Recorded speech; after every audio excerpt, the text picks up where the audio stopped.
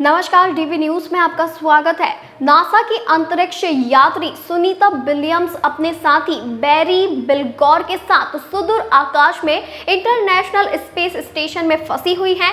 एक सप्ताह के मिशन पर गई विलियम्स को 2 महीने पूरे हो गए हैं। वहीं आपको ये भी बताते चलते हैं कि लंबे समय तक अंतरिक्ष में रहने वाले एस्ट्रोनॉट्स को सबसे बड़ा खतरा होता है रेडिएशन का।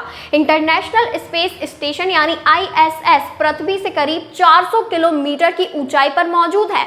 यहाँ रहने वाले एस्ट्रोनॉट्स को धरती के मुकाबले ज्यादा रेडिएशन का सामना करना होता है। धरती पर मौजूद वायुमंडल हमें इस रेडिएशन से बचा लेता है, लेकिन ISS पर ऐसा कोई कवर नहीं है। नासा भले ही एस्ट्रोनॉट्स के रेडिएशन लेवल्स को बीच बीच में चेक करता रहता हो, लेकिन लंबे वक्त तक स्पेस में रुकने से रिस्क तो है ही।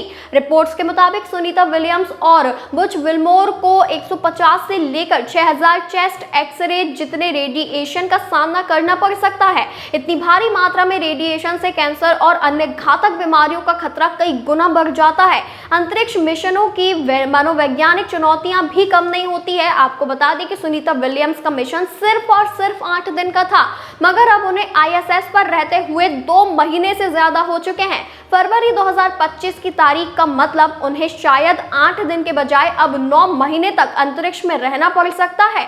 एस्ट्रोनॉट्स को अंतरिक्ष में अकेलेपन, बंद जगहों और धरती से दूर होने की मानसिक चुनौतियों से जूझना पड़ता है। इनकी वजह से एस्ट्रोनॉट्स को स्ट्रेस, एंजाइटी और डिप्रेशन हो सकता है। सुनीता विलियम्स की मेंटल हेल्थ प्रभावित हो सकती है, जिसका असर निश्चित ही शरीर पर भी दिखेगा।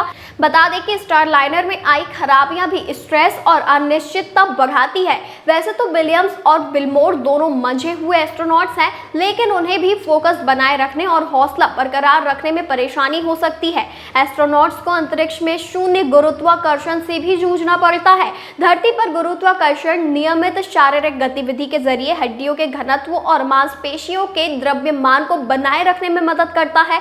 हालांकि अंतरिक्ष के सूक्ष्म गुरुत्वाकर्षण वातावरण में प्राकृतिक तरीके से कसरत नहीं हो सकती है। इससे हड्डियों के घनत्व और मांसपेशियों में कमी आती है। रिसर्च बताती है कि एस्ट्रोनॉट्स अंतरिक्ष में हर महीने अपनी हड्डियों के घनत्व का 1.5% तक खो सकते हैं। ये नुकसान न केवल फ्रैक्चर के जोखिम को बढ़ाता है, बल्कि ओवरऑल फिटनेस को भी प्रभावित करता है। लंबे समय तक सूक्ष्म गुरुत्वाकर्षण के संपर्क में रहने से मोटर कंट्रोल, भाषण और गंध, स्वाद और संतुलन सहित कई इंद्रियां प्रभावित हो सकती हैं।